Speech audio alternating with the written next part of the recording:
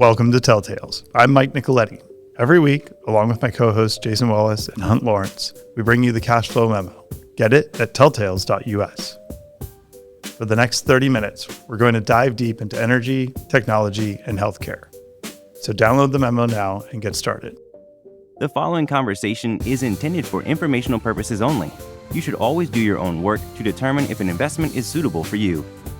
Well, the last few weeks, I say 6 minutes on Iran, and I'm more comfortable predicting 6 minutes this Wednesday because last Wednesday, it looked as though there might be a long-term standoff between the guards who seem in control in Iran and the U.S., where the guards weren't going to permit any ships to pass through the strait, and we were going to embargo the Iranians. And I thought, this has a potential for a standoff.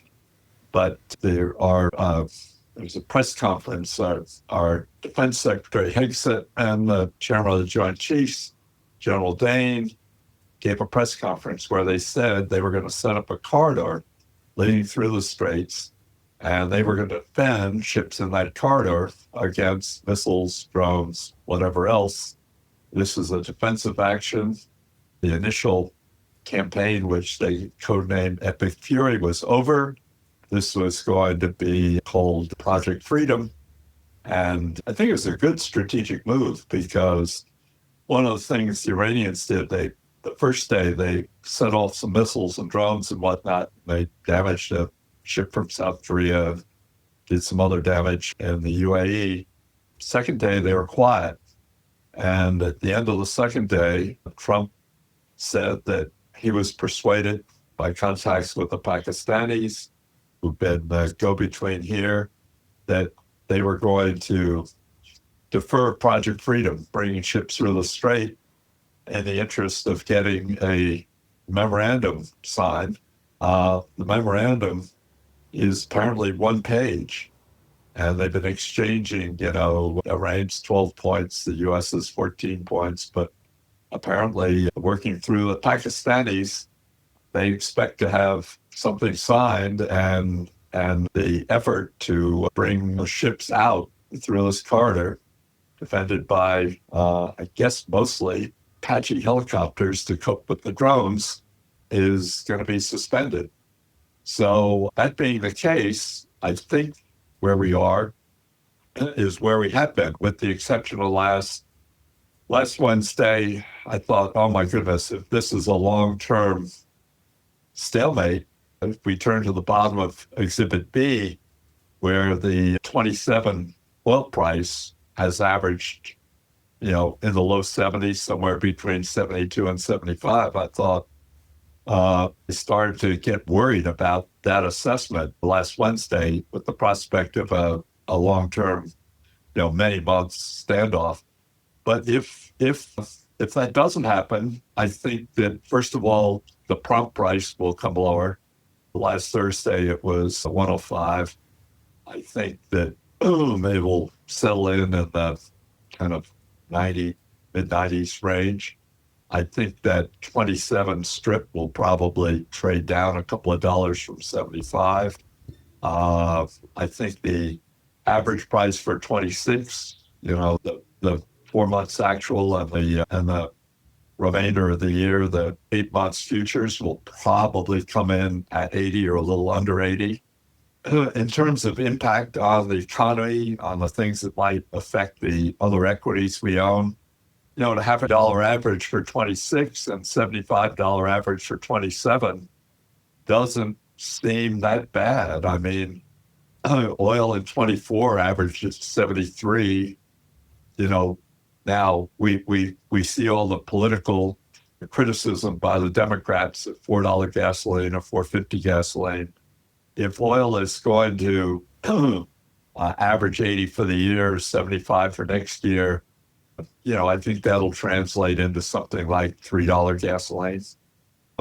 There's this expectation that enough disruption has happened that maybe oil will hold higher longer in the year. That's possible.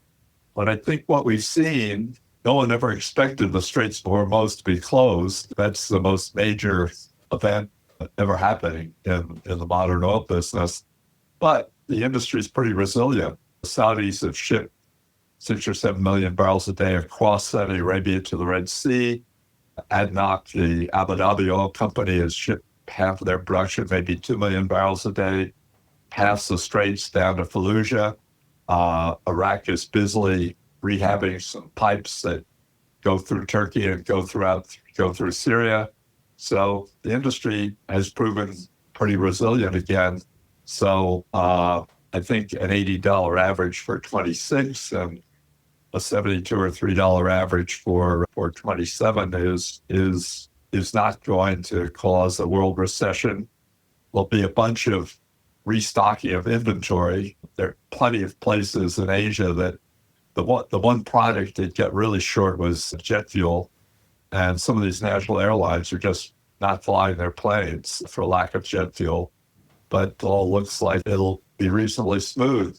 When we get to Exhibit A, I don't know where they come with this number, but the Defense Department says that the cost of the war so far is $25 billion. That's very important because trying to have 26 the deficit come down in a significant way is, the overall defense budget for this year is around $900 billion. Well, 25 is not that much of an uptick. I mean, maybe they can actually save that in other places in the defense budget. And I think having this deficit get into a downward trajectory is very, very, very important for the capital markets. With that, I think I kept it under 6 minutes. Mike or Jason, anything else? Well, one way to pay for that war would be to sell the Intel stake. That was a pretty good trade by the Trump administration. And were I advising on that position, I'd say sell it. Yeah. Did they bottom ticket? They bought 10% for $9 billion, and now that's worth about $56 billion. Yeah. That pays for the war. Yeah. And the only other thing I'd say is that JP Morgan is very bearish on oil prices coming out of this. Their forecasts for the next year are down in the 50s. And I don't know how realistic that is, but I just that jumped out at me reading their commodities forecasts. Well, that's probably within the possible range. I'd be surprised to see us get back into the mode we were in pre-war, where we were 60 on our way down towards 50. I just think and that there's been enough disrupted. I should have mentioned in my 6 minutes that UAE has dropped out of OPEC. That was predictable. They have spent a lot of money building up their production capacity, and under the OPEC or OPEC plus system, they were not getting credit for that in terms of the amount of production that they were allocated. Iran gets to, because they've been the subject of a war, part of a war, they'll be allowed to export whatever they or produce whatever they can. That has been the role with Iraq too after the war in Iraq. So I think the UAE, extremely well governed entity, is done a smart thing to drop out of OPEC now. But I don't think that will have something too much to do with the price of oil in 27 or succeeding years. It will. The impact on the U.S. consumer, worldwide economic activity and whatnot, I think will be modest. Now, the guards probably want to continue the war. So whatever's happening within Iran, the politics within Iran, hopefully will go along with this one-page, 14-point memo, which they plan to turn into agreements in 30 days. So I know I have some wood within short distance, a wood desk. I'm knocking on wood as I say that, but I think this is manageable for our capital markets and manageable for the impact on all consumers. I think the task we set ourselves to today is to review the whole of hyperscaling. Basically, the participants are not that many. It's people who cloud providers. I mean, when I think cloud, and Mike and Jason will do a much better job of describing this. The way I think cloud is using Amazon servers rather than your own. And Amazon got into this business first, to judge by Bezos' biographies, kind of by accident. They got extra capacity because their business was very seasonal as they moved from books into handling other items. And they figured during the, they had to ramp up for the Christmas period, and during the rest of the year, who could they sell this extra server capacity to? I think, quoting Bezos correctly, he said the reason we had a head start in providing these services is we didn't realize we had a business for 2 or 3 years. Normally, when you start a business and people are aware of it, you don't get that much of a head start. And then I think Microsoft came along with Azure. When you look at the Azure numbers versus the Amazon Web Services numbers, you say, well, Azure's kind of pulled even. But Amazon doesn't load a lot of other services into the Amazon Web Services line, and Microsoft does. So I think I know there are people in the industry, newsletters and whatnot, that try to keep track. Once again, Mike and Jason will straighten this out. I think Amazon still has about 40 or 45% of the overall market for cloud services. Mike, Jason, I want to turn it over to you and encourage you to correct any misstatements or omissions by lead-ins. I want to talk a little bit about what the different layers in the stack are. And that'll help us kind of sort through it. And I'll say this with the caveat that Jason should jump in if and when I make a mistake here. Jason's the software engineer in the room, so he has some responsibility here to keep us accurate. The way I think about it, and when you look at these companies, I tend to think of Amazon, Microsoft, Google, Oracle, and Meta, with a bit of a caveat, as the hyperscalers. I think we've spent a few minutes here just to explain what that means. And broadly, there's like somewhere between 3 and 5 layers. So I'll describe those, and we can then look at the businesses to say, okay, well, what is each one of these guys doing in here?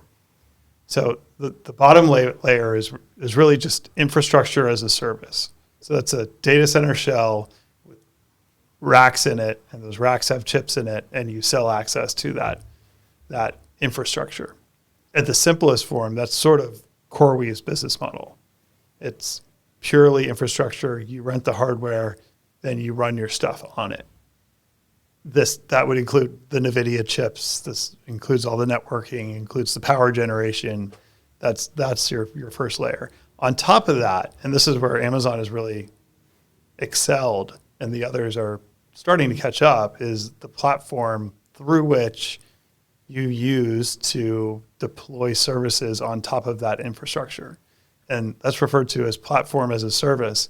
And the idea there is, when Jason's building a software application, rather than selecting the server and the hardware that he wants, he may just select the database that he wants to use. And right.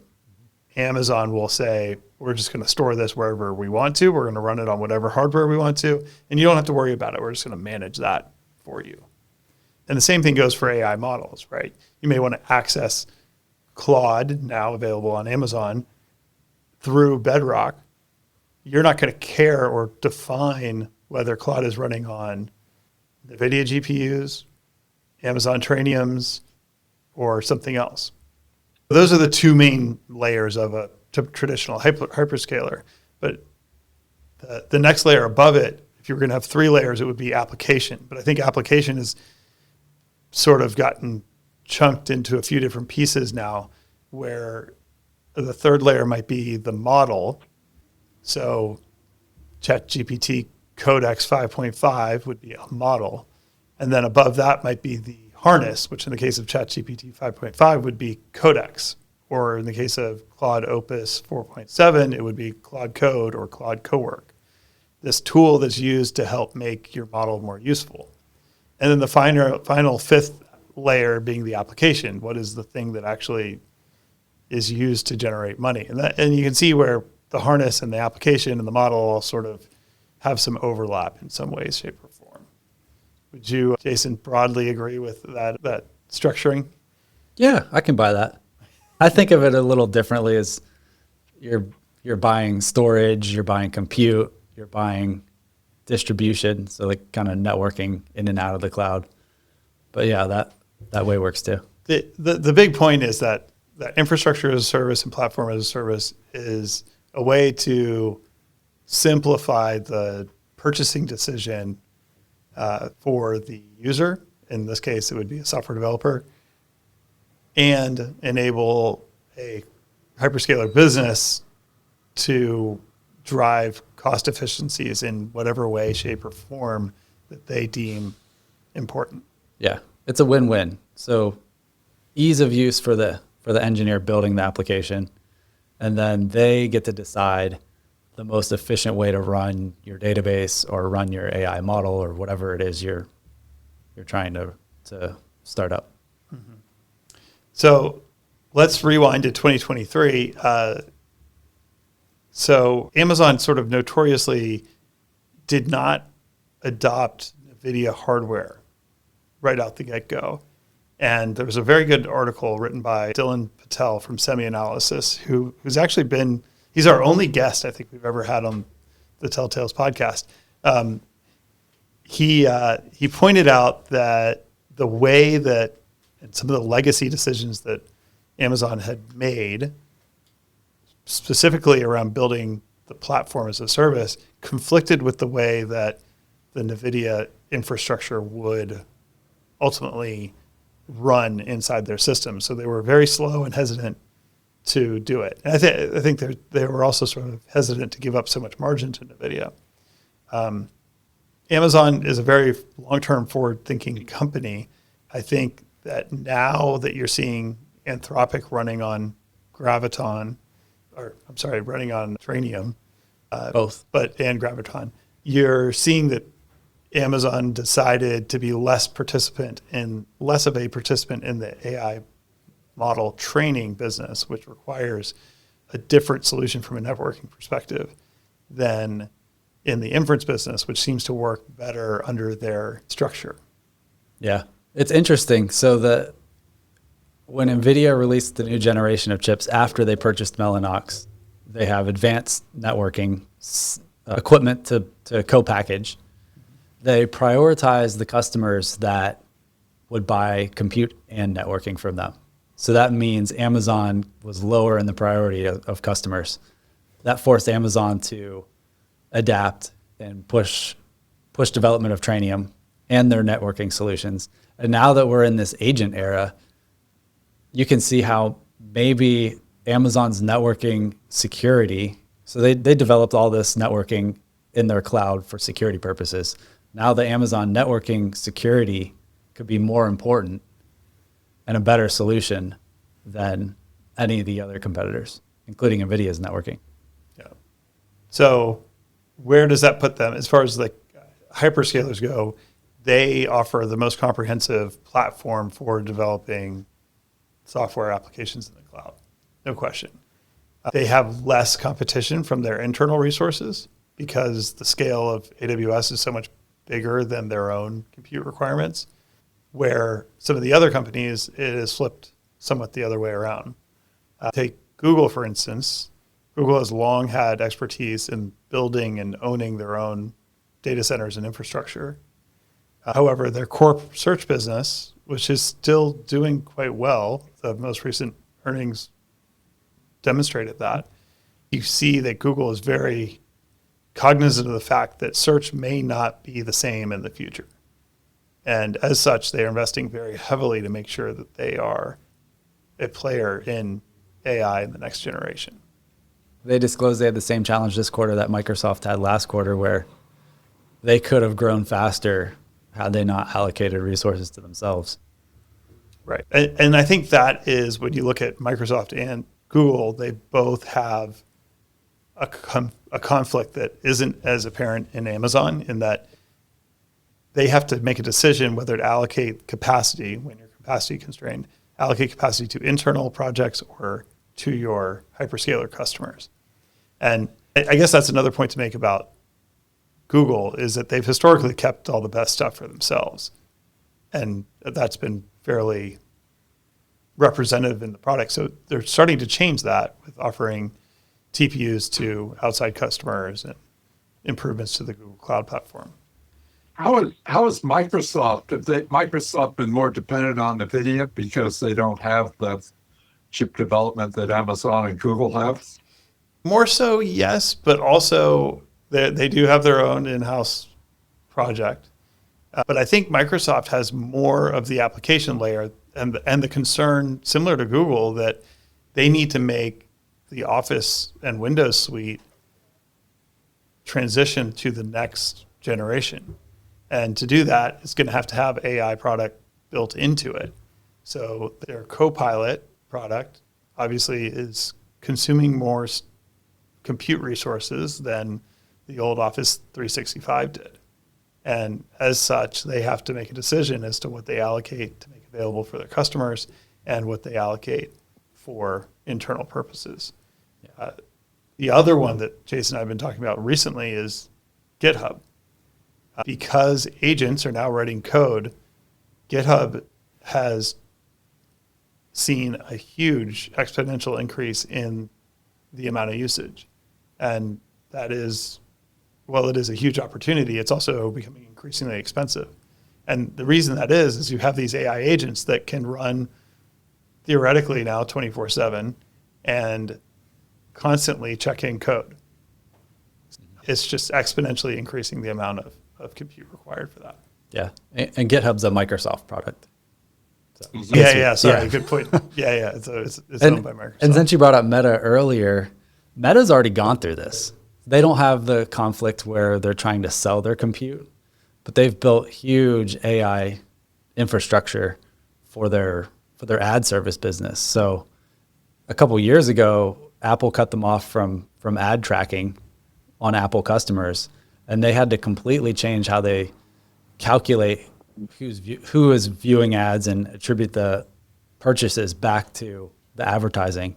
So they built that infrastructure, the AI infrastructure, to do just that. So they're already using it. And I feel like it's interesting when the market punishes Meta for spending more on AI CapEx, but they're the ones seeing tons of revenue growth due to all that spending.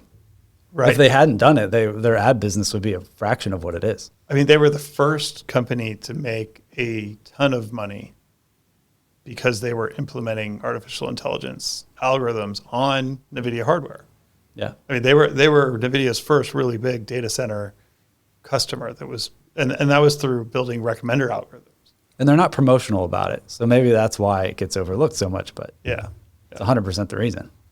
But all of these companies reported earnings in the last week, and the earnings calls are it's always interesting because they've got PR people, everybody's trying to make these earnings calls go as smooth as possible, and you're prepping to make sure you know all the things that the analysts are going to ask and all of that kind of stuff. And all the questions on every call were about return on invested capital, because everybody's concerned about these CapEx dollars and how much money is being spent. If you listen to Mark Zuckerberg's response to the question that he got on return on invested capital, he basically said, that's not really the way we think about it. Instead, he talked about how they think about building quality user experiences and then figuring out how they can scale that to a billion plus audience, and then they worry about how to monetize it. And again, not that ROIC is a bad framework. It's that you're talking about two very different things. The application layer, in order for it to be a very good and profitable business, means that you have to have a product with a lot of people using it. On the infrastructure as a service layer, you just need a customer and a supplier, and you act as the middleman. But the platform as a service layer is very similar. So you can give that answer. I think Meta got beat up rather unfairly based on those questions. And it kind of shows that maybe some of these analysts don't totally understand the business that well. Before we get off on healthcare, I have a question that maybe we can focus on next week before we take on next week's project. let's say that these people are spending $700 million of CapEx. I think it's clear the way people are thinking about debt financing or financing projects that are secured by a lease from one of these hyperscalers that they want 5-year amortization. I think the theory is that NVIDIA or Google or Amazon will bring new chips on, and they'll be, the best thing to do if you have money up is get amortized within 5 years under the theory that, a chip delivered today may be obsolete in 5 years. So if we apply 5 years to $700 million, it's a great deal of money in terms of margin that would be required to stay within that 5 years. Now, because of Anthropic and their success with the Cloud project, having like even 100 million of gross margin, seems feasible. But will the revenue from the uses have a chance to recover the capital in 5 years? Direct first to Jason and then Mike. My feeling is no, because they're spending this every year at this point. And I think they're looking at it as a longer term game where AI is going to displace some percentage of the amount of work that humans perform today, and they'll capture that value in the future. But it's hard to see that happening in the next couple of years. And if it happens that quickly, we're in for a real shock in the economy. How so? Because it'll be inflationary rather than deflationary, or a lot of job loss, or I would say a lot of job loss if it happens quickly. I was planning to bring this up. Though.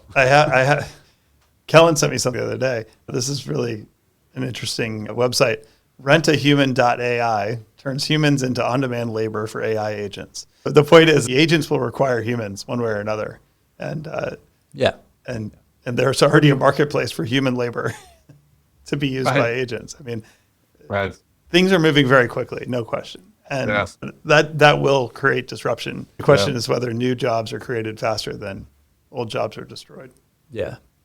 While we're on disruption, since we have to switch into healthcare, Jason, what chance what we have to do when we look at Exhibit A is we have to somehow flatline our federal healthcare expense for Medicare and Medicaid. How much of a contribution do you think these models, the use of the models, the use of the applications, how much of, if we have to, in order to flatline things, if we have to kind of somehow save, to take a round number, 100 billion a year, I mean, is that just an impossible number to expect to help flatline healthcare costs, or is that a number that might be achieved some number of years in the future, or what would your assessment be there? I think it's achievable. I don't really see AI playing a large part in it in the near term. I think one way that we're going to save a tremendous amount of money in the near term is there's a lot of drugs going off patent in the next 2 to 3 years. And when we can produce generics for really effective cancer treatments and arthritis and all kinds of very common diseases, that savings in prescriptions will be a tremendous amount. I should try to quantify that.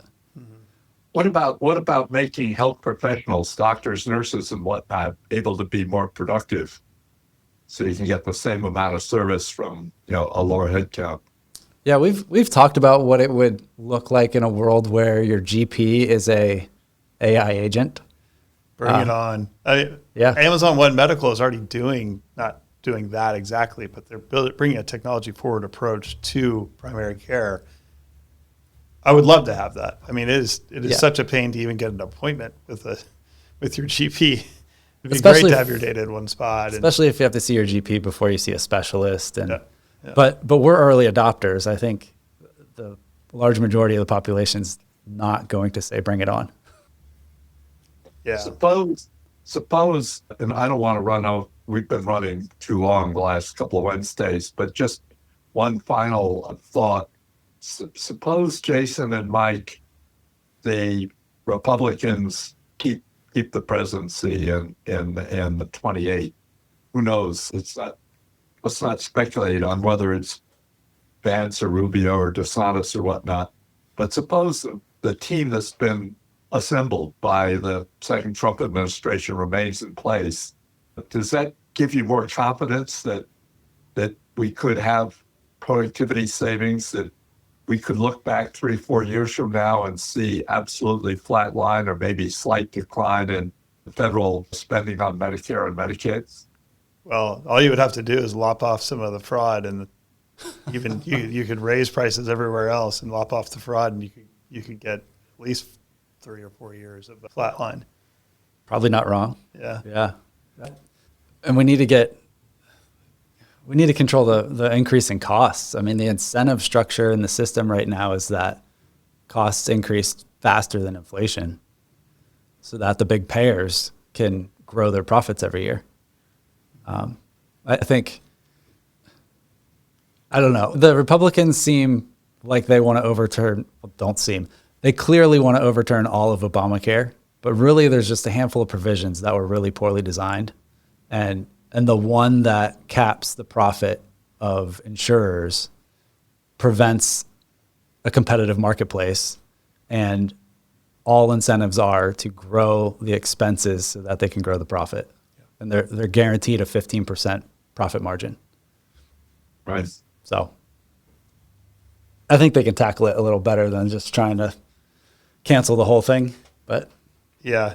But in order to do that, you're talking about not just having control of the House and the Senate, but also pushing out a bunch of the Republicans that are clearly captive by the insider groups that profit from the current scenario. So it is a long road uphill, I think. yeah.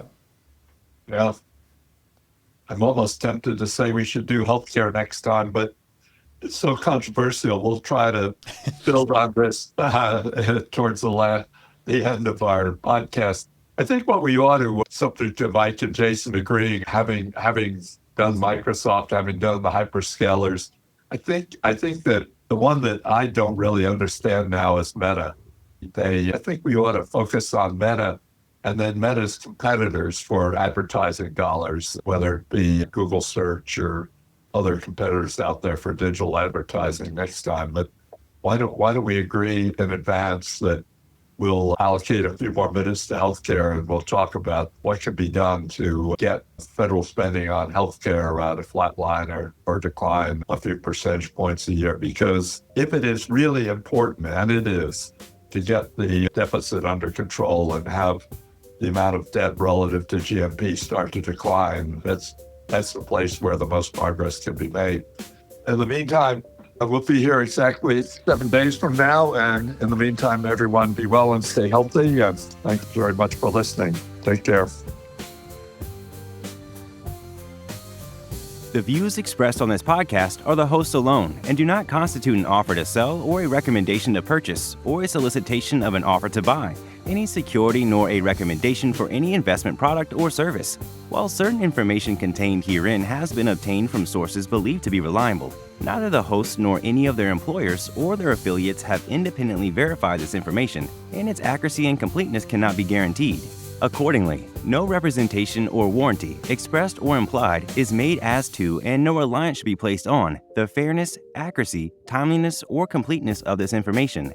The host and all employers and their affiliated persons assume no liability for this information and no obligation to update the information or analysis contained herein in the future, and may or may not hold positions in the securities mentioned.